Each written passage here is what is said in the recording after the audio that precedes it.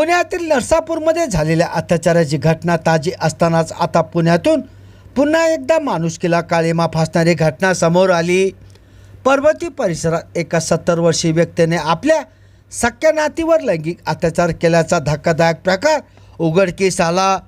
या घटनेमुळे संपूर्ण पुणे जिल्हा पुन्हा एकदा हादरला असून नागरिकांमध्ये प्रचंड संतापाची लाट उसळली आहे।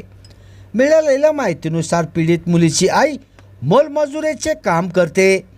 कामावर जाताना तिने विश्वासाने आपल्या मुलीला 70 वर्षीय आजोबांकडे सांभाळण्यासाठी सोडले होते। मात्र दारूच्या नशेत असलेल्या या नराधम आजोबाने नात्याची सर्व मर्यादा ओलांडत पोटच्या मुलीच्याच मुलीवर अत्याचार करण्याचा प्रयत्न केला। नराधमाने मुलीचे कपडे काढून तिचे लैंगिक शोषण करण्याचा प्रयत्न केल्याची माहिती समोर आली आहे। हा घटनास्पद प्रकार काही स्थानिक नागरिकांनी पाहिला आणि तातडीने धाव घेतल्यामुळे मोठा अनर्थ टळला। नागरिकांनी नराधमाच्या तावडीतून मुलीची सुटका केली। या घटनेची माहिती मिळताच परिसरात संतापाचे वातावरण निर्माण झाले। संतापलेल्या नागरिकांनी पर्वती पोलीस ठाण्यासमोर ठिय्या आंदोलन करत आरोपीला आमच्या ताब्यात द्या अशी मागणी केली। पोलिसांनी मोठ्या प्रयत्नानंतर जमावाला शांत केले।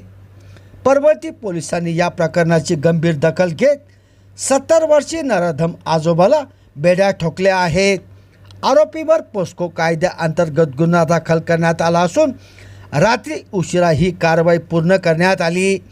दरम्यान पीडित मुलीला वैद्यकीय तपासणीसाठी ससून रुग्णालयात पाठवण्यात आल्याची माहिती समोर आली।